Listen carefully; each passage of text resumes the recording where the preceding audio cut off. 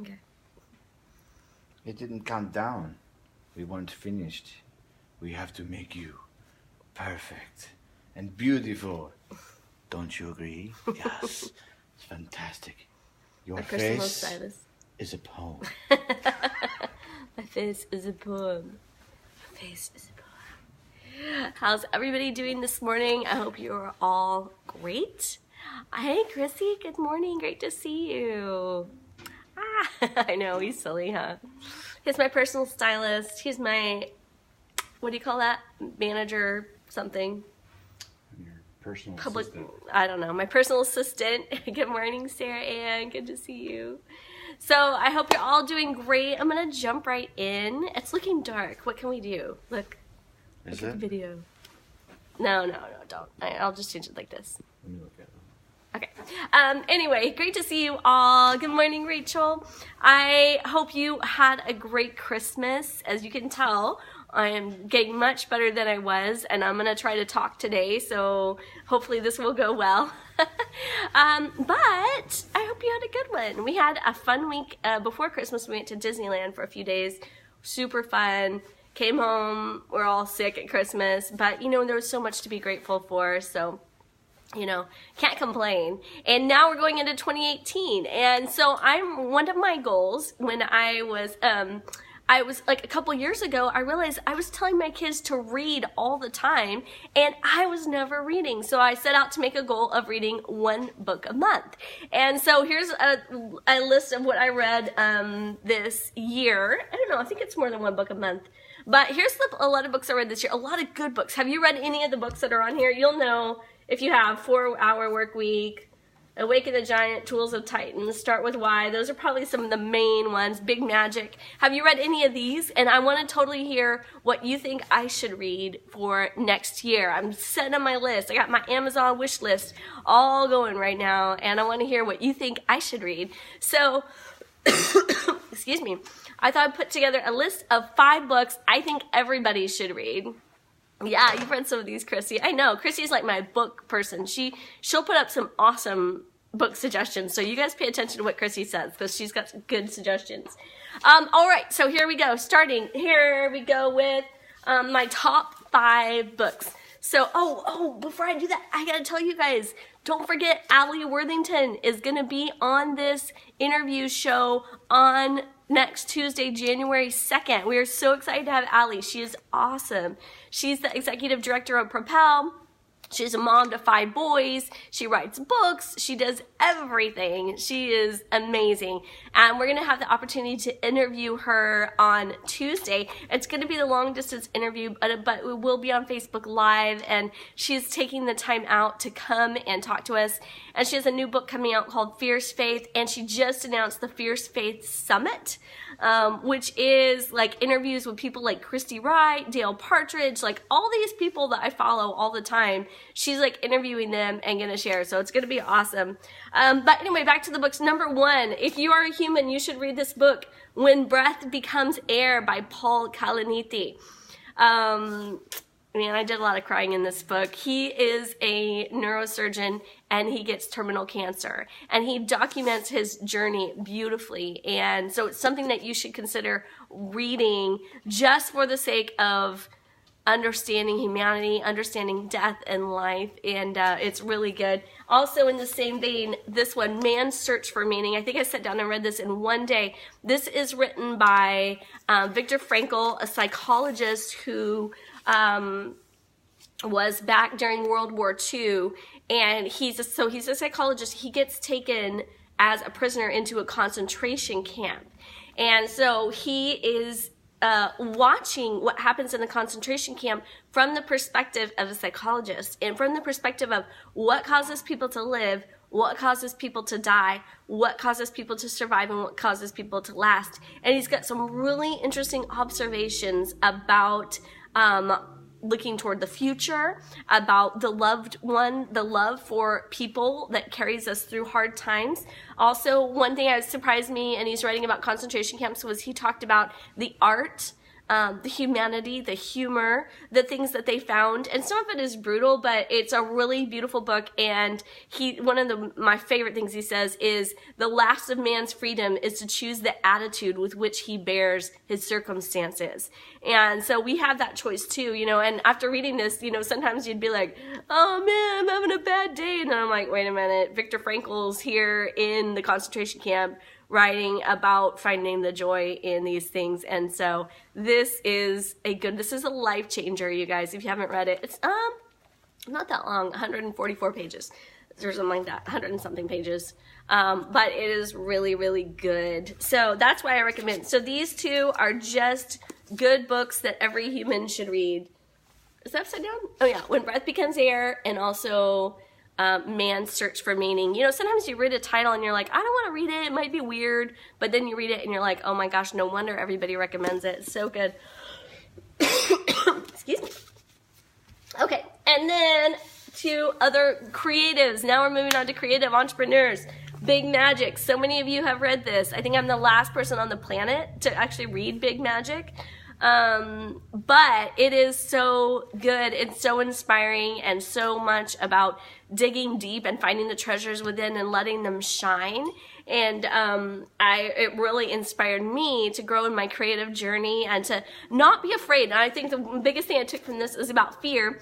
Is she says you always have fear riding with you, but you can't let fear be the driver. And I was just thinking about this even like yesterday. I'm like, fear, you might be here, you might be in my back seat, but you're not going to be in the driver's seat.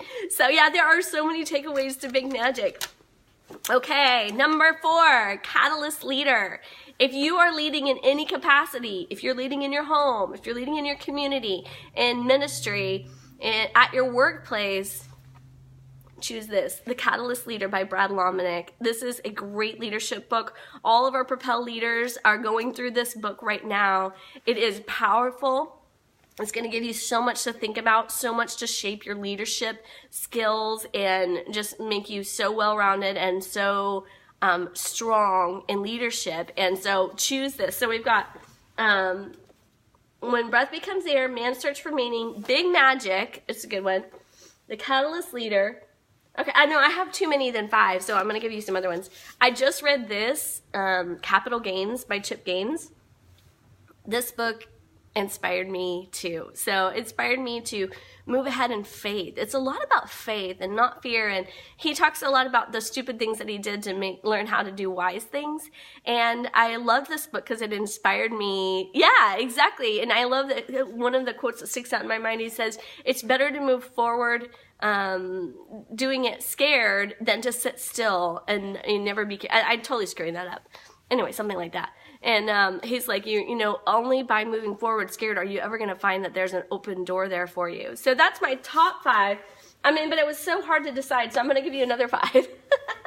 But in the meantime, I want to tell you something. If you guys want new recipes, I know I talk about Real Plans all the time, but it's because I love it. I actually signed up in September and I love it so much. It makes my life so much better. And so that's why you hear me talking about it, because I love it. And I want you to love it too, because it's great. It's like $15 a month and they give you as many recipes as you want. Well, anyway, if you sign up, I'm going to put the link in the text. But right now, if you sign up for starting January through January 15th, you're going to get 20 free budget-friendly recipes.